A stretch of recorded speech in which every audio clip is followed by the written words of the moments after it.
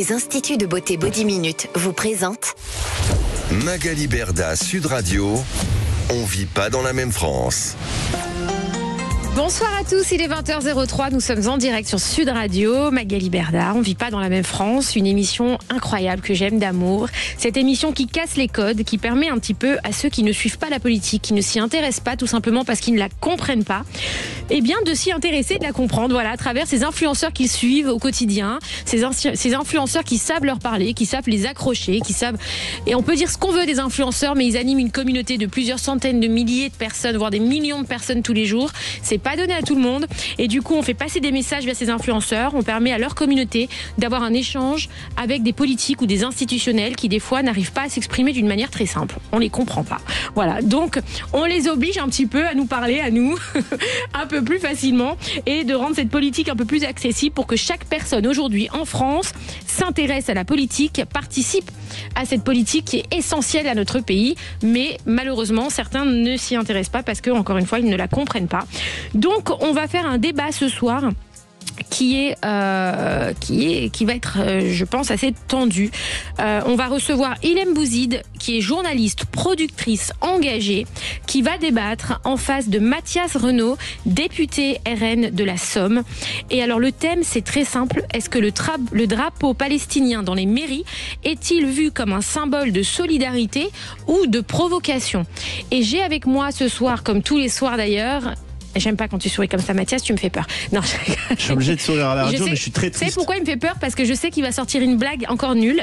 Non, je rigole. Non, bonsoir Magali, bonsoir, ça va? Mathias. Je suis triste ce soir. Pourquoi tu es triste? Parce qu'on a perdu hier le PSG et ça fait 14 ans qu'on n'avait pas perdu contre l'Olympique de Marseille. Allez, l'OM. J'ai failli ne pas venir. Hein. En plus, ton mari, Stéphane Teboul, il m'a chambré toute la journée. Ouais. Donc j'ai failli me mettre en arrêt maladie. Oui, c'est ça. Bah, en tout cas, plus, l'OM apparemment, a gagné. c'est payé pendant les congés. Tu peux dire allez l'OM, s'il te plaît? Impossible. Ils ont gagné? Allez sur le Twitter pour commenter l'émission OVPMF. Hashtag OVPMF. Voilà. Et le petit SMS. Le message de soutien. Vas-y, dis-moi. Tu t'en rappelles plus du numéro? Si, on écrit Magali, ça je sais. Ensuite, vous allez à la ligne et vous écrivez le message. Ouais. Au 7 20 18. 7 20 18. Quelle équipe de choc. Exactement. Incroyable. Alors Mathias, c'est un peu mes yeux, mes oreilles sur les réseaux sociaux. C'est le monsieur réseaux sociaux. Il est là, il va vous lire, il va répéter ce que vous dites. Il va permettre aussi à nos auditeurs de poser des questions. Il va vous permettre de participer à cette émission puisque c'est votre émission. Et encore une fois, elle est faite pour vous parler et vous faire participer à des sujets d'actualité avec nous. Voilà. Donc on reçoit avec nous ce soir Ilem Bouzid. Bonsoir Ilem. Bonsoir Magali. Ça va? Ça va et toi? Ma belle Ilem, voilà, qui est toute belle. Elle est arrivée un petit peu trempée. Ouais, elle dit ça tous les soirs à tout le monde. Non, tu mens. C'est toi, c'est lui qui dit ça, Ilem. Ouais, c'est vrai. Tu le sais. Alors Ilem, tu es journaliste animatrice de l'émission C'est pas des lol. Exactement. Alors c'est Ilem Bouzid, C'est pas des lol. Voilà, et un rendez-vous qui mêle décryptage sociétal et humour avec ton style direct et accessible. Tu abordes des sujets d'actualité parfois sensibles. Exactement. Et tu donnes la parole à des invités variés, engagés, dynamiques et toujours dans l'échange. T'es hyper dans l'échange. C'est pour ça que c'était important pour moi de te faire venir ce soir, parce que ce sujet, on va pas se mentir, il est houleux. Tant d'axes. Ah ouais, totalement. Et du coup, je me suis dit, ok, j'aimerais juste avoir des gens qui viennent pas pour faire le show, viennent pas pour, qui viennent tout simplement pour expliquer leurs convictions, pour donner leur point de vue, d'une manière constructive et qu'on essaye d'avancer les uns avec les autres. C'est le but. Et essayer tous de se comprendre. Et pour moi, c'est très important. D'où le principe de l'émission. C'est pour ça que je fais rencontrer des mondes qui ne se parlent pas. Les influenceurs et les politiques, c'est deux mondes qui s'opposent complètement. C'est une très bonne idée. Donc voilà. Donc dans ton émission C'est pas des lol, tu suscites aussi beaucoup de réflexions, de débats. C'est donc tout naturellement qu'on a décidé de t'inviter ce soir pour parler de la reconnaissance de l'État de Palestine par Emmanuel Macron hier et pour débattre avec notre invité politique du soir. Je le répète, Mathias Renaud, député RN de la Somme. Qu'est-ce qui t'a donné envie de te lancer dans la création de contenu d'actualité? Parce que toi, tu fais de la création de contenu d'actualité en vrai. Tout à fait, ouais, c'est de l'actualité. On fait beaucoup de politique aussi. En fait, c'était, je trouvais que nos communautés et les jeunes, les influenceurs n'étaient pas assez représentés dans les médias. Et je trouve qu'il y a un grand discours d'extrême droite dans certaines chaînes d'infos, je ne vais pas les citer. Et du coup, on ne nous laisse jamais nous exprimer en fait sur nos points de vue. On entend des choses, on a envie de contredire et il n'y a pas de canal en fait ou de personnes à qui on peut parler. Et du coup, c'est aussi pour ça et pour montrer qu'on peut tous très bien vivre ensemble. Quel genre de discours t'énerve, toi? Le genre de discours, je trouve qu'il y a énormément d'islamophobie. On tape toujours sur les mêmes. Donc les femmes voilées notamment. Alors qu'une femme, pour moi, elle est libre de faire ce qu'elle veut, de s'habiller comme elle veut. Ça, je trouve qu'à chaque fois, on revient sur la burqa, pour moi, c'est des faux débats. Je vais comparer au Maroc, par exemple, où on peut avoir des femmes voilées, pas voilées, des femmes sur la plage en string, il n'y a aucun problème. Pourtant, c'est pas la culture marocaine, je veux dire. Et quand il y a des Occidentaux qui sont en string sur la plage, personne va leur dire, ce n'est pas notre culture, habillez-vous. Tu peux me donner le nom des plages au Maroc? C'est le vivre ensemble. Agadir, par exemple. Ok, j'irai. Ouais. Donc, c'est les vivre ensemble et justement mélanger les cultures, c'est aussi ça. Faut pas en avoir peur. Donc toi, tu utilises aussi tes réseaux sociaux et donc ton média, parce que tu as créé ton propre média du coup pour faire comme une sorte de rébellion, pour dire non, moi j'existe, j'ai envie de faire mon média comme j'en ai envie. Et donc tu utilises tes réseaux sociaux pour ça, pour parler aussi aux jeunes ou aux moins jeunes. Oui, tout à fait. On a beaucoup de retours de personnes justement qui n'étaient pas engagées politiquement et qui ont appris beaucoup de choses grâce à l'émission et qui m'ont remercié parce qu'ils me suivaient plus par rapport à ma vie de maman ou par rapport à la danse. Et puis quand j'ai commencé à parler ou à donner, ils se sont intéressés justement. Donc c'est sympa. Alors pour rentrer un petit peu dans le sujet de ce soir, on va réécouter un extrait du discours de notre président de la République, Emmanuel Macron, prononcé hier à l'ONU où il reconnaît l'État de Palestine. Pour la paix entre le peuple israélien et le peuple palestinien, je déclare que la France reconnaît aujourd'hui l'État de Palestine. Le temps est venu de libérer les 48 otages détenus par le Hamas. Le temps est venu d'arrêter la guerre, les bombardements à Gaza, les massacres et les populations en fuite. Alors, qu'est-ce que tu as pensé du discours hier qu'a prononcé Emmanuel Macron ? Alors, moi, je suis pour la reconnaissance de la Palestine et je suis pour 2 États de toute façon, quoi qu'il arrive. Il était temps. Donc, je pense qu'il était temps. C'est un pas vers la paix. Et c'est surtout ça que nos communautés cherchent. C'est la paix. La paix, ça commence par ça. Je pense que bombarder sans cesse, ça sert à rien puisque un pas vers la paix pour libérer les otages, parce que je suis pour la libération des otages. Je condamne le Hamas, je condamne les actes du 7 octobre qui sont totalement horribles. Pour toi, le Hamas n'est pas un mouvement de résistance ? Non, pour moi, c'est oui, complètement. Ah oui, complètement. De toute façon, ils sont sous la dictature à Gaza et il faut les libérer du Hamas. Mais est-ce qu'on peut éradiquer totalement le Hamas en bombardant tout le monde ? C'est comme si les assaillants du Bataclan étaient dans un bâtiment, par exemple, dans un hôpital à Paris. On va pas bombarder l'hôpital pour libérer et on s'en fout des victimes collatérales. Moi, c'est ça qui me dérange. Donc, je trouve que justement, en allant vers la paix, il faut 2 États bien distincts. Il faut reconnaître l'État palestinien.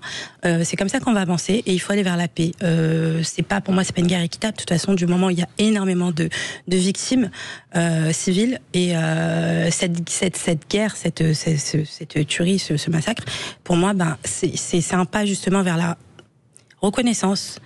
Il faut essayer de reconnaître tous ensemble que on n'est pas les uns contre les autres. Au contraire, on veut tous la paix des 2 côtés. Et c'est ce qu'il faut mettre en avant. Ce qu'il faut véhiculer. Voilà, c'est ce qu'il faut véhiculer et mettre en avant surtout. Et est-ce que tu peux comprendre que certaines personnes, on a vu beaucoup de réactions sur les réseaux sociaux de personnes de confession juive qui, après ce discours, disent qu'ils se sentent abandonnés par le président puisqu'il dit à ce moment-là que il est temps maintenant de libérer les otages, mais les personnes de confession juive disent, et je pense toute personne normale, il faut l'exiger depuis le début de la libération des otages, tu vois. Donc est-ce que vraiment pour toi ça va aider tu vois à la libération des otages, puisqu'il en a parlé dans son discours aujourd'hui, de déclarer l'État palestinien? Alors, il faut la libération des otages, il faut un cessez-le-feu total, c'est les 2, parce que de toute façon, je pense qu'en bombardant Gaza à l'aveugle comme ça, on rend pas service aux otages qui sont en danger eux aussi. Donc, alors, on va accueillir, restez avec nous, on va accueillir Mathias Renaud, député Rassemblement National de la Somme, qui est venu pour débattre avec Ilham Bouzid, qui est journaliste productrice engagée, sur le thème « Le drapeau palestinien dans les mairies est-il vu comme un symbole de solidarité ou de provocation ?» Donc, restez là, on va avoir un débat très constructif. Magali Berda, Sud Radio, 20h, 21h, on vit pas dans la même France. Sud Radio, parlons vrai. Les instituts de beauté Body Minute vous présentent Magali Berda, Sud Radio, on vit pas dans la même France. Magali Berda sur Sud Radio, il est 20h15, on se retrouve pour l'émission On vit pas dans la même France. Et alors ce soir je suis ravie d'accueillir avec moi Ilham Bouzid, qui est journaliste, productrice engagée, qui va débattre avec Mathias Renaud, député Rassemblement National de la Somme. Et alors le débat, c'est pas un des moindres, est-ce que le drapeau palestinien dans les mairies est-il vu comme un symbole de solidarité ou de provocation? Qu'est-ce que vous... Alors, monsieur le député vient de nous rejoindre, merci d'être avec nous. Donc je vous présente Ilham, que vous avez pu écouter avant de rentrer sur le plateau. Qu'est-ce que vous pensez, vous, du discours d'Emmanuel Macron qu'on vient d'entendre? Écoutez, moi j'ai trouvé que dans ce contexte, c'était assez honteux, parce que quelque part, Emmanuel Macron reconnaît au nom de la France l'État palestinien. Et quelque part, il donne une reconnaissance au Hamas. Il donne raison au Hamas, il donne raison à l'action terroriste. Parce que qu'est-ce que cherchait le Hamas au moment du 7 octobre, au moment des massacres, des pogroms? C'était précisément la reconnaissance de l'État palestinien et, à terme, la disparition d'Israël. Et quelque part, dans ce contexte-là, où on n'a pas d'éradication du Hamas et on n'a pas de libération des otages, ça paraît prématuré.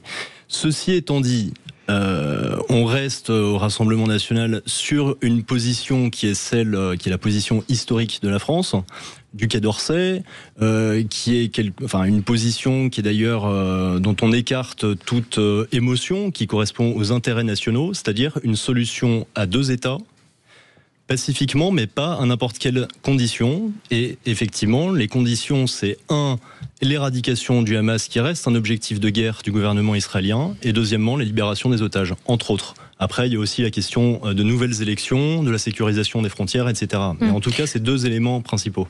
Ilham, toi, quand on te dit que certains auraient aimé qu'il déclare cet État de Palestine une fois que le Hamas aurait été éradiqué, qu'est-ce que tu en penses, toi? Comment on peut éradiquer le Hamas? Est-ce que vous pensez que c'est la bonne solution en tuant des civils palestiniens?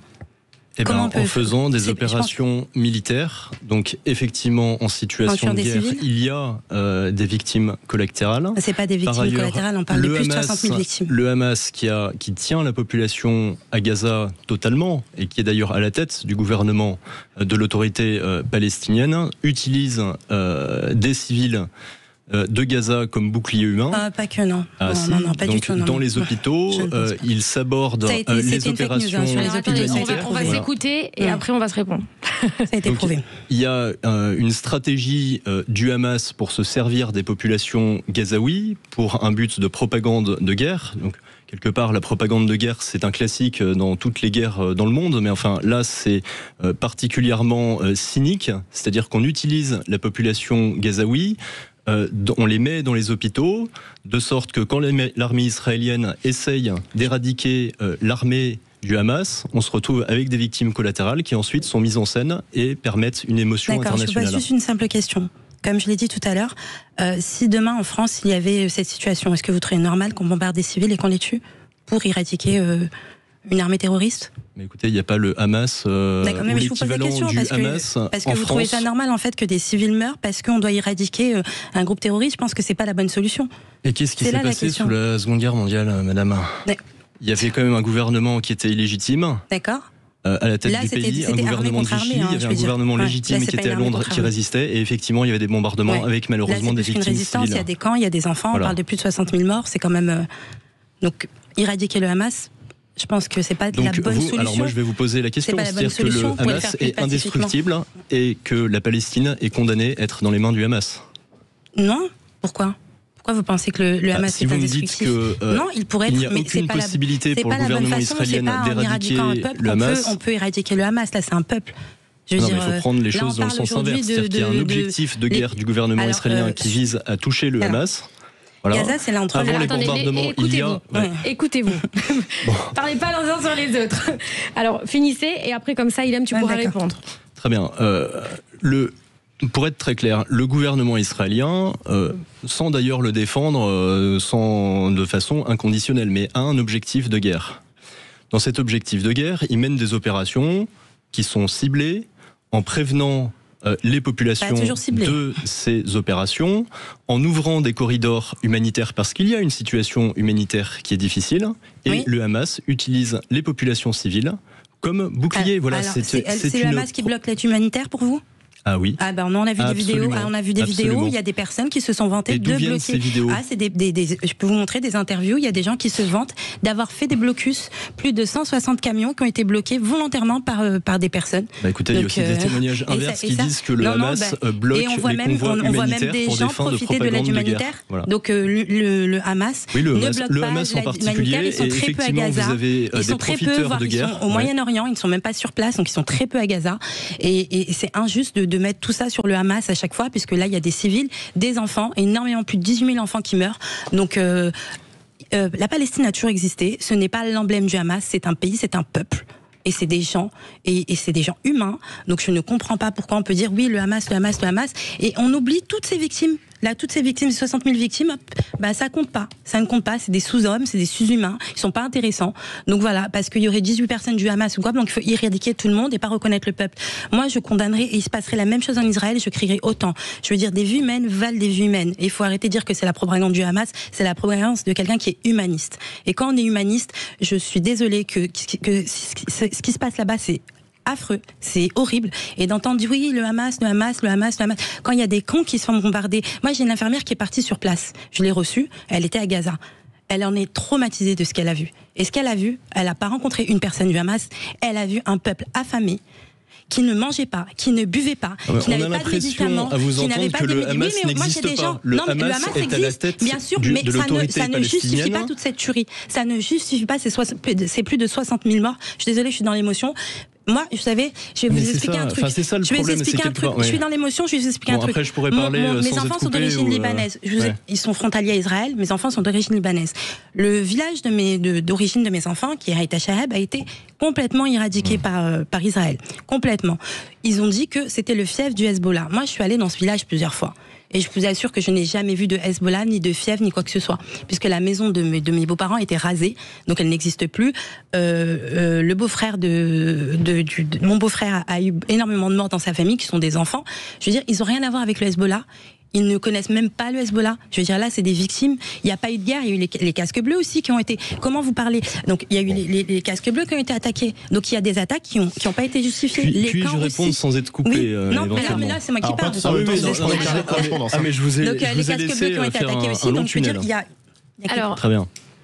C'est bon ? Oui, vas-y. Il a fini. À vous, monsieur le député. Écoutez, on peut pas dire que, en gros, le Hamas quasiment n'existe pas, est inconnu au bataillon à Gaza. Je n'ai jamais dit ça. Attends, laisse-le finir. Ne serait pas connu. C'est comme si vous disiez l'État français est inconnu des Français. Enfin, je veux dire, à un moment donné, le Gaza vit avec sous la coupe, d'une dictature, et une dictature, c'est visible, et vous avez le Hamas absolument partout. Le gouvernement israélien a considéré que les attaques du 7 octobre devaient provoquer une réaction qu'il a considérée comme une défense légitime. Une défense légitime. Pour vous, c'est équilibré et légitime. Qui est absolument On va essayer juste d'aller au bout de ces phrases. Et donc, à une cible militaire qui est le Hamas. Le Hamas, depuis des décennies, utilise les populations civiles pour faire de la propagande de guerre. Et la propagande de guerre, je suis désolé de le dire, mais ça existe dans tous les conflits. Et moi, je le vis, je vais vous dire, peut-être avec moins d'émotion que vous. Et quelque part, j'ai vis-à-vis de ce conflit, d'un point de vue personnel, le même regard, par exemple, que un conflit ukraino-russe, ou le conflit au Soudan, ou des conflits, par exemple, au Yémen, qui a été très peu médiatisé, 300 000 morts qui ont été massacrés par l'Arabie Saoudite, et la France a vendu des armes à l'Arabie Saoudite. Bon. Donc, quelque part, je vois aussi que dans une guerre, il y a des propagandes de guerre des deux côtés. Donc moi, je me méfie énormément des images qui sont diffusées par le Hamas. À chaque fois, je me pose la question, est-ce que je suis la cible d'une propagande de guerre ou pas ? Dans tous les cas, le gouvernement israélien a un objectif de guerre. Ça n'est pas une volonté, comme certains disent, de génocide. C'est-à-dire qu'il y a une légitime défense, vous avez des objectifs de guerre, l'éradication d'une armée terroriste qui est la tête de l'autorité palestinienne et qui tient la population gazaoui, d'une part, et la libération des otages. Il y a encore 48 otages qui sont actuellement détenus par le Hamas et maltraités par le Hamas. Donc on ne peut pas dire que, quelque part, il y a une guerre aveugle qui serait menée par Israël contre toute une population. Il y a bien des objectifs de guerre derrière. Alors on va juste recevoir avec nous Brigitte, qui va nous apporter aussi son témoignage, qui est de confession juive. Bonsoir Brigitte. Bonsoir à tous les auditeurs. Je vous laisse nous donner un peu votre témoignage. Alors bon, c'est pas un témoignage, hein. Moi ce que je vais vous donner c'est des faits. Donc vous voyez par exemple quand on parle du drapeau palestinien, le drapeau palestinien c'est en réalité le drapeau du califat islamique. C'est le symbole du djihad islamique. Et ça c'est documenté. Donc voilà, c'est documenté, c'est sourcé, tout le monde peut le deviner. Bon, je ne ferai pas plus de commentaires sur Olivier Faure, qui est toujours en retard d'un wagon quand il s'agit d'alimenter la clientèle islamiste qui passe son temps à élire les léfistes. Mais la plupart de ce que j'entends là, c'est quand même une grande ignorance de la réalité du terrain. Moi, j'ai quand même l'avantage de connaître un peu Israël et je sais comment ça fonctionne. Alors, l'histoire des drapeaux au fronton des mairies, c'est un flop retentissant. Hein. Il y a 34 875 communes et il y a une cinquantaine de mairies dont les maires sont un peu bas de plafond qui ont décidé de pavoiser la mairie avec ce drapeau qui est pour moi une abjection et un déni de démocratie. Donc ça, c'est la première chose. Ensuite, je constate que les chiffres du Hamas sont toujours cloresques. Hein. On dit 60 000, 80 000, pourquoi pas 100 000 aussi. Effectivement, je vous confirme, madame, alors je ne sais pas quel est votre nom, il m'échappe, mais je vous confirme qu'effectivement, les Palestiniens ont un pays, c'est la Jordanie. La Jordanie, à 84%, les Palestiniens, il n'y a pas plus de Palestiniens, voilà. Et il y a beaucoup de place en Jordanie, vous voyez. Donc, à la limite, ils prennent leurs valises, hein, puisque les Juifs sont un peuple de valises, et puis ils vont habiter là-bas. Parce que moi, je vais vous dire quelque chose, j'en ai assez d'entendre ce discours, et je vais vous dire pourquoi. Il n'y a personne en France, personne, qui habiterait à 10 km de terroristes, qui sont des violeurs, des kidnappeurs, des assassins, qui ouvrent le ventre des femmes enceintes, qui les assassinent, et qui fait pique-pendre à tout le monde. Personne en France n'habitera à 10 km d'un repère de terroristes. Et c'est ça qu'on demande à Israël de faire. Quant à Macron, excusez-moi, ça restera le furoncle de l'histoire de France. Alors, tout le monde est dans l'émotion ce soir. C'est vrai que c'est un sujet qui est très douloureux pour tout le monde. Restez avec nous, Brigitte. Et Ilham, tu pourras répondre juste après, bien évidemment, puisqu'Ilham tient à répondre à vos propos. On revient tout de suite sur Sud Radio. À tout de suite, Brigitte. Sud Radio. Parlons vrai. Sud Radio. Parlons vrai. Sud Radio. Parlons. Les instituts de beauté Body Minute vous présentent Magali Berda, Sud Radio. On vit pas dans la même France. Bonsoir à tous, il est 20h31. 31 ou 31 on dit 31, merci beaucoup, sur Sud Radio. C'est moi, hein, je m'appelle Magali Berda, moi je suis très nature peinture. T'es la seule personne qui fait des fautes d'orthographe à l'oral. Bah écoute, c'est comme ça, ma foi.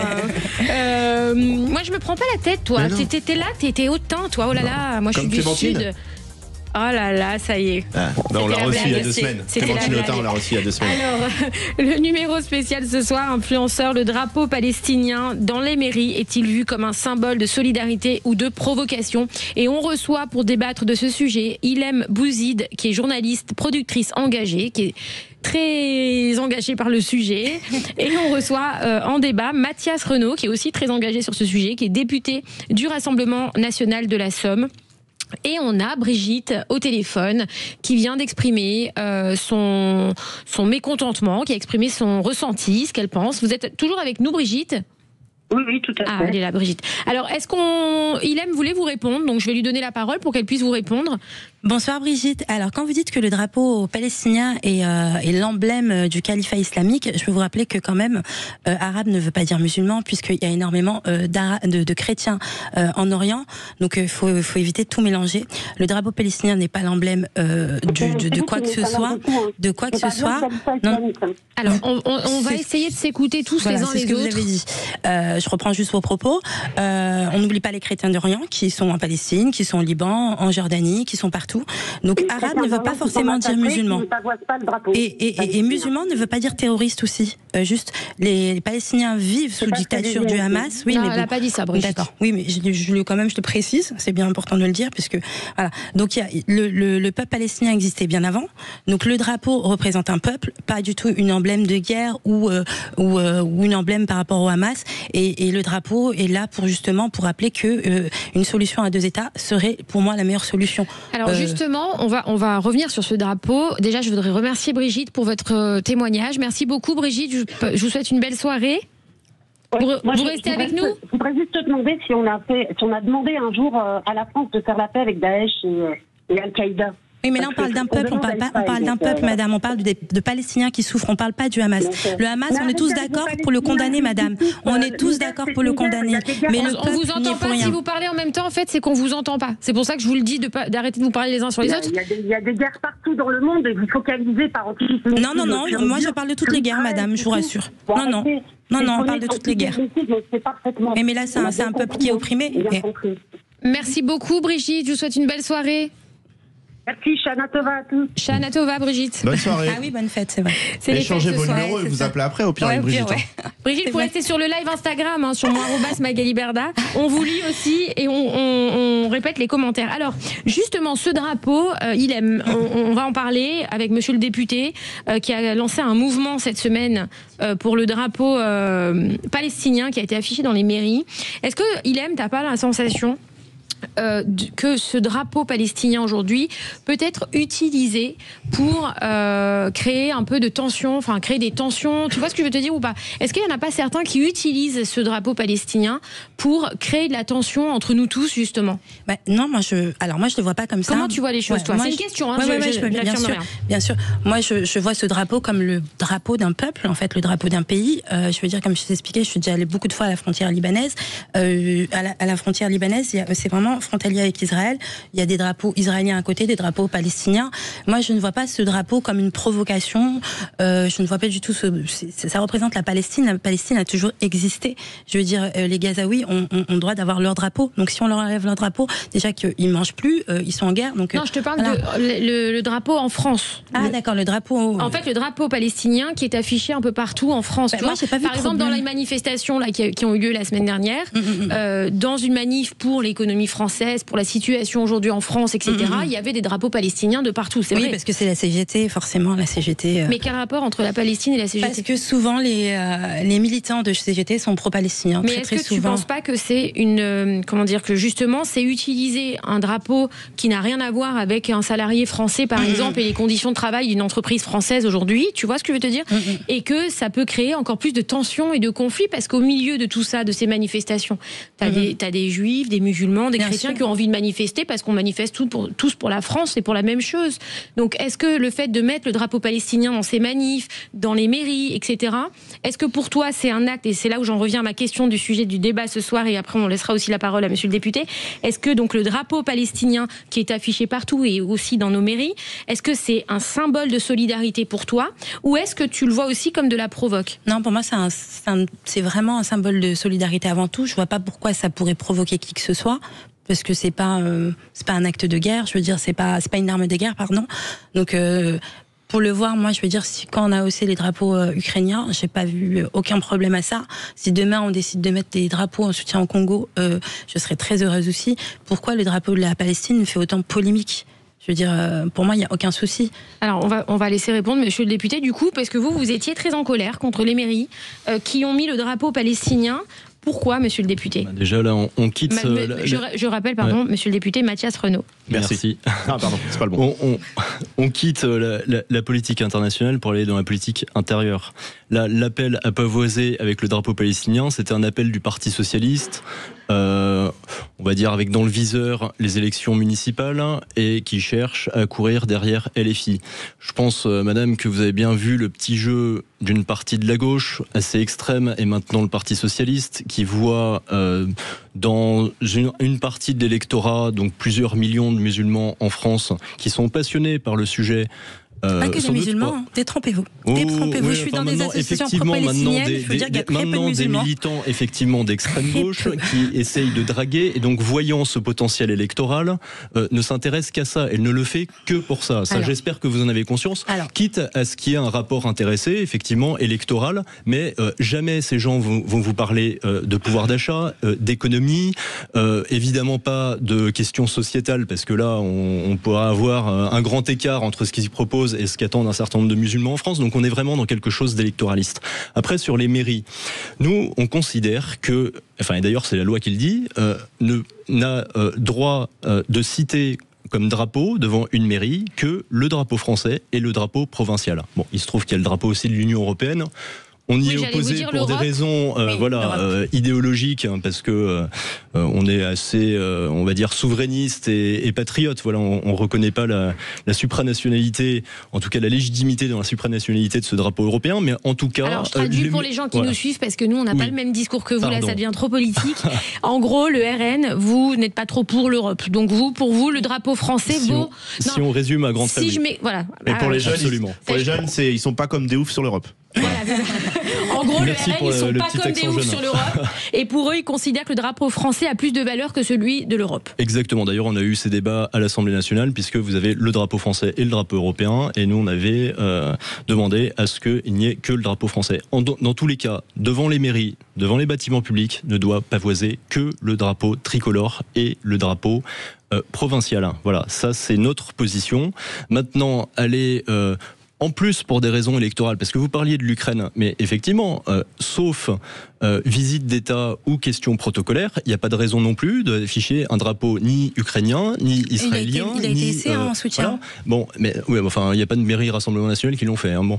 Mais effectivement, c'est pas le lieu pour faire de la politique internationale. Et en plus, en France, désormais, le drapeau palestinien a une signification en politique intérieure supplémentaire, puisqu'il a été happé par l'extrême gauche. Donc vous avez non seulement la cause palestinienne avec ce drapeau palestinien, mais en plus vous avez tout le discours anticolonial, anti-paternaliste, parce qu'il y a aussi une vision du monde derrière, avec le grand Satan, vous savez, comme on disait chez les tiers-mondistes gauchistes des années 70, le grand Satan qui est les États-Unis, le petit Satan qui est Israël, et puis vous avez tous les peuples opprimés de la terre, dont la Palestine. Donc il y a tout ce discours-là derrière, et puis il y a aussi une question, alors là c'est un peu une curiosité, parce que c'est un discours intersectionnel aussi qui s'ajoute à ça, ce qui fait que dans certaines manifestations, vous pouvez avoir à côté ou ensemble le drapeau palestinien et le drapeau, par exemple, trans ou bi, ou revendiquant je ne sais pas trop quoi d'ailleurs sur des LGBT. Voilà, et absolument, des drapeaux LGBT, considérant que les Palestiniens sont des victimes, on va dire en gros des blancs mâles hétérosexuels, et que les Palestiniens sont des victimes parmi d'autres victimes, et donc il y a une convergence des luttes entre les trans et les Palestiniens.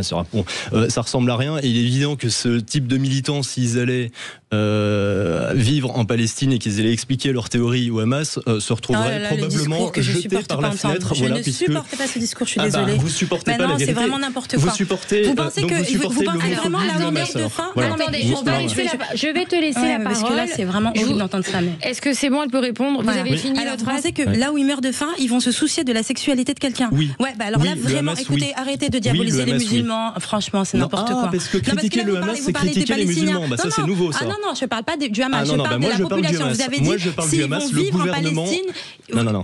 Le Hamas condamne à mort les homosexuels. S'ils allaient vivre en Palestine, donc en Palestine, et qu'ils allaient voir les autorités. C'est les Palestiniens.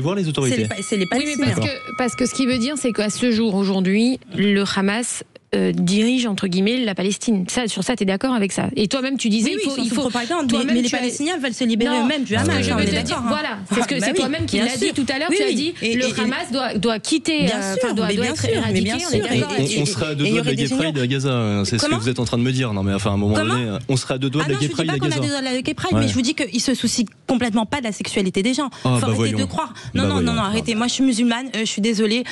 C'est vraiment tout ce qui est LGBT. On veut pas savoir. Donc, je suis désolée. C'est vraiment un territoire de liberté, d'ouverture, de progressisme. Oui, totalement. Vous avez un fantasme sur les musulmans. Si je peux me permettre, grands musulmans méchants. Je pense qu'il aime, toi, tu parles des musulmans en général et qu'il n'y a aucun sujet là-dessus. Et vous parlez du Hamas. Et juste, il faudrait que vous mettiez d'accord que le Hamas ne sont tout simplement pas des musulmans. C'est ça, en fait, que il faut. Mais oui, de toute façon, du moment où tu Qui a dit que le Hamas, c'est pas des juifs, le Hamas. C'est des musulmans. C'est une organisation terroriste islamiste. Est-ce qu'on peut dire qu'une organisation terroriste n'a pas de religion? Dans aucune religion doit tuer des gens. Exactement. On revient sur ce sujet. Non, mais attendez, on va y revenir juste après. Restez avec nous parce que c'est bien qu'on en discute. C'est un vrai sujet. À tout de suite. Magali Berda, Sud Radio, 20h, 21h, on vit pas dans la même France. Sud Radio, parlons vrai. Les instituts de beauté Body Minute vous présentent Magali Berda, Sud Radio, on vit pas dans la même France. Magali Berda sur Sud Radio, il est 20h46. On est ensemble pour décrypter, pour décrypter la politique, essayer de se parler, essayer de communiquer. Pendant la pub, ça s'est un peu détendu, là, ils ont un peu rigolé. Ça va Oui, ça va. Non, mais moi, ça va. On est sur un débat où je reçois ce soir Ilham Bouzid, qui est journaliste, productrice engagée, qui débat très calmement depuis tout à l'heure quand même. Ça va, on arrive à débattre avec le député Mathias Renaud, député pardon. Oh. Non, pas Renaissance. Le lapsus. Le lapsus. Vous savez que moi j'ai des yeux, vous savez même pas comment. C'est autant dans 6 mois vous êtes chez Renaissance. Alors, député Rassemblement. Ça risque pas. Rassemblement national de la Somme.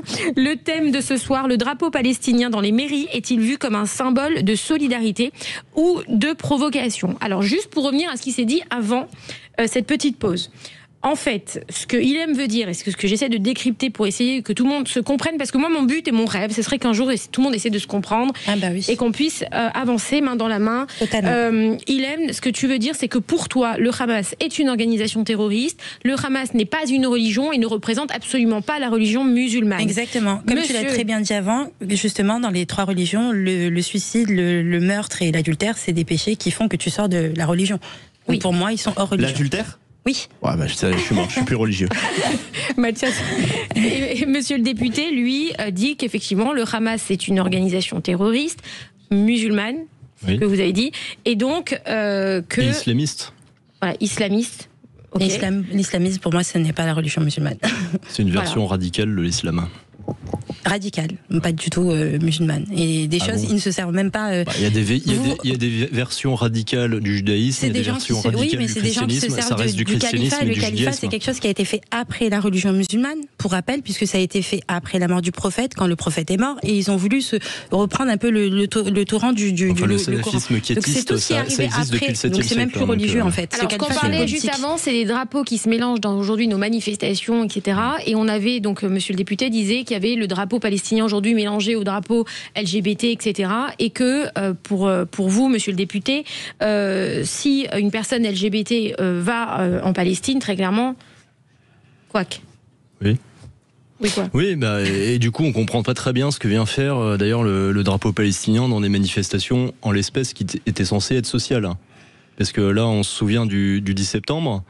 Le 10 septembre, moi dans la Somme, dans ma circonscription, alors il n'y a pas de grande ville, la plus grande ville fait 4500 habitants, j'avais des gens assez énervés qui étaient prêts à descendre dans la rue, mais qui ne sont pas du tout extrême gauche et qui n'habitent pas dans les grandes villes. Et quand l'événement est arrivé, on a vu une récupération par l'extrême gauche. Donc c'est l'extrême gauche qui est descendue dans la rue, dans des grandes villes, et les gens qui voulaient manifester, qui ne sont pas dans cette mouvance-là, ont été dégoûtés et y ont renoncé. Et qu'est-ce qu'on a vu dans ces manifestations? On a vu non seulement des drapeaux palestiniens, alors quel rapport avec des revendications sociales avec le monde des travailleurs français, mais en plus, des drapeaux français, des gens qui avaient des drapeaux français, ils n'étaient pas beaucoup, qui ont été chassés de ces manifestations, considérant qu'il s'agissait probablement de fascistes, d'extrême droite ou de je ne sais quoi. Donc, voyant ça, j'ai parmi d'autres relayé un mouvement qui s'appelle Opération Tricolore. Voilà, hashtag ça, Opération Tricolore. Alors, c'est pas mon mouvement, mais je l'ai relayé. C'est vous qui l'avez lancé ? Non. D'accord. Ça a été lancé sur les réseaux sociaux, je l'ai largement relayé, qui consiste à pavoiser avec son drapeau français, partout là où on le peut, donc ça peut être à sa fenêtre, sur un pont, dans la rue, pour montrer sa fierté d'être français, pour montrer que les Français existent, qu'ils ont leurs revendications. Manifestement, c'est pas le plaisir de tout le monde, et pas le plaisir de ceux qui descendent dans la rue. Moi, pendant la Coupe du Monde, j'aborde le drapeau français au bord de ma fenêtre, mon père le faisait aussi, il n'y a aucun problème. problème. Alors, c'est pas réservé au match de foot. Ce n'est pas réservé, mais j'aborde le drapeau français sans aucun problème. Donc, avec plaisir. Ceci n'annule pas cela, je veux dire au contraire. Est-ce qu'aujourd'hui, pour vous, sortir le drapeau français devient limite dangereux ? Dangereux, peut-être. Il y a des gens qui se font traiter de fascistes, etc. Alors, ça dépend où. Effectivement, dans une manifestation d'extrême gauche, c'est dangereux. C'est ce qu'on a lu tout à l'heure sur les commentaires. Hein. C'est pour ça que je vous pose la question. Ça peut être dangereux, ça peut déranger aussi. J'ai eu des retours de gens, par exemple, qui pavoisaient à leur fenêtre et qui ont eu des remontrances de leur syndicat de copropriété. Voilà. De quoi ? De mettre le drapeau français à la fenêtre, parce que considérant que ça gênait le voisinage ou je ne sais quoi. Dans certains quartiers, moi je ne sais pas quelle est la réaction, mais en tout cas, le sentiment que peuvent avoir certains, c'est qu'ils n'osent pas mettre le drapeau français de peur de représailles. Voilà, c'est un sentiment. Je ne sais pas si c'est une réalité, mais en tout cas, c'est un sentiment qui est intériorisé. Et effectivement, dans ces manifestations d'extrême gauche, où là, vous avez des bandes d'antifa et de militants qui viennent vous casser la figure, considérant que vous êtes un fasciste. On va revenir sur les propos de Jean-Luc Mélenchon, qui a réagi, vous savez, à Anne Hidalgo, qui a posé, elle n'a pas posé elle toute seule, mais elle est montée sur la Tour Eiffel. Elle est montée sur la Tour Eiffel, elle a mis un drapeau israélien, un drapeau palestinien et une petite colombe au milieu. Alors, Jean-Luc Mélenchon, il a réagi et il a dit « Hidalgo, dans la grande tradition des coups tordus de congrès, entre guillemets, entre parenthèses, socialistes, pavoise la Tour Eiffel au drapeau d'Israël et de Palestine, concernant de stupidité après 2 ans de génocide. » Qu'est-ce que tu penses, toi, de ça ? Est-ce que tu n'as pas l'impression, aujourd'hui, qu'il y a une récupération politique de tout ce sujet ? De toute façon, comme dans tous les sujets, il y a tout le temps de la récupération politique. LFI, toi, tu penses quoi du LFI, toi ? Alors moi, je ne suis pas du tout LFI, à la base, je suis socialiste. Comme ça, au moins... C'est clair. LFI a à boire et à manger. Je pense qu'il y a des personnes qui peuvent être pas mal. Je veux dire, on a reçu des députés LFI qui sont pas mal, d'autres qui sont controversés, d'autres qui sont stupides aussi. Mais il y a de tout. Après, moi, c'est pas... Qui est le plus stupide ? Bon. Un petit nom. Allez, Ça commence par M. Ça commence par Mélan et ça finit par Chaud. D'autres qui rendent pas service, on va dire, au parti. Mais après, voilà, je veux dire, il y a de tout vraiment dans LFI. Sachez que nous, on a proposé à tout le monde, parce que nous, on est très ouverts et pour moi, c'est très important la communication et on veut pas, on reçoit tout le monde sur ce plateau. J'ai envoyé des messages à M. Delogu, mais il m'a dit qu'il avait beaucoup d'interviews à faire pendant 3 mois, donc il est booké, overbooké. Donc on n'aura pas M. Delogu. Il a trop de travail en ce moment. Il est débordé. Tu pensais qu'il allait venir chez toi, Magali ? Pourquoi pas ? On serait ravis de le recevoir. Nous, on reçoit tout le monde. Ce qu'on se dit sur les réseaux, on peut se le dire en face. Oui, parce que je sais qu'il y avait une petite guerre. Nous, on a honte à travailler avec personne. Regarde, je travaille avec Magali. Et on s'aime pas du tout tous les deux. Qu'est-ce que vous pensez, vous, monsieur le député, de ce qu'a dit monsieur Mélenchon par rapport à ces 2 drapeaux ?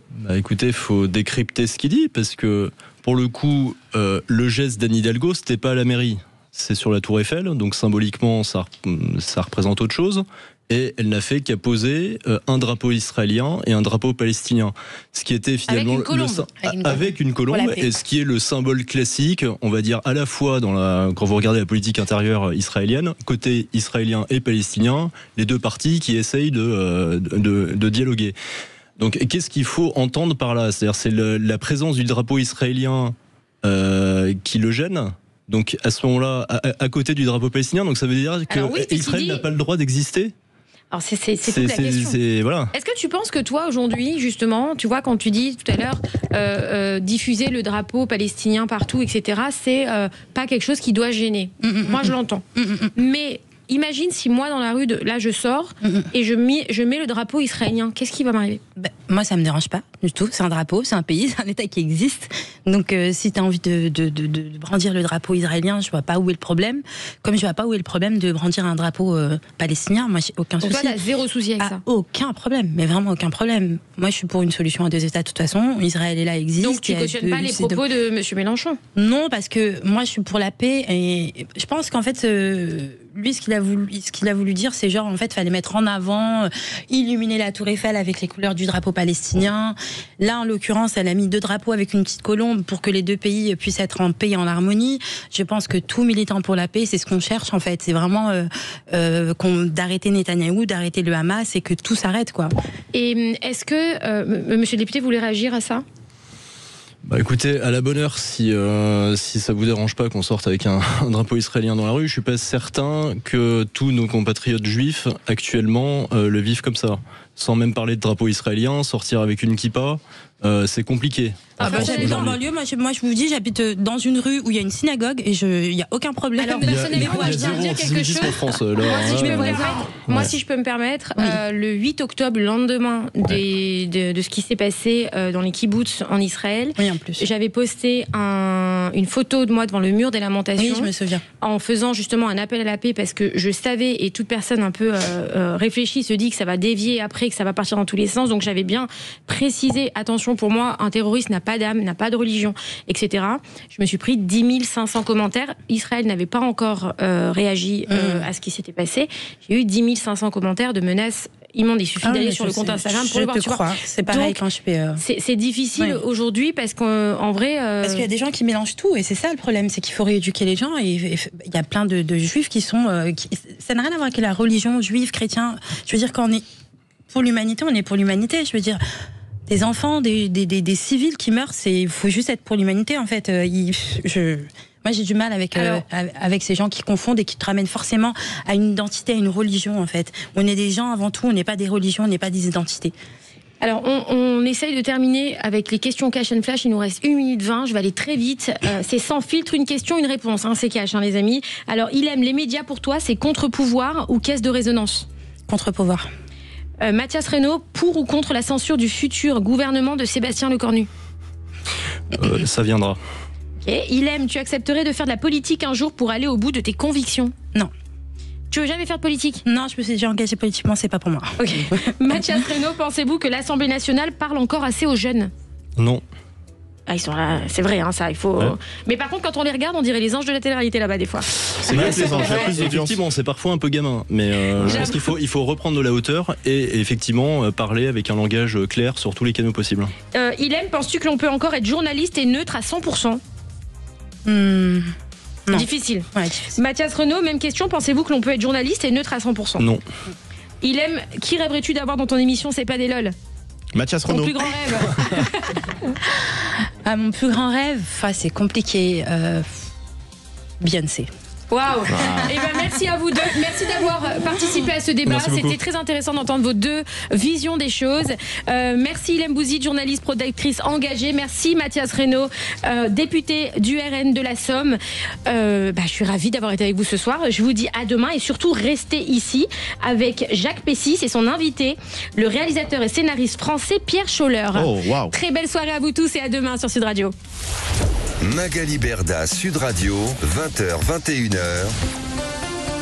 On vit pas dans la même France. Avec Body Minute. Sud Radio. Sud Radio. Parlons vrai. Parlons vrai. Sud Radio. Parlons vrai.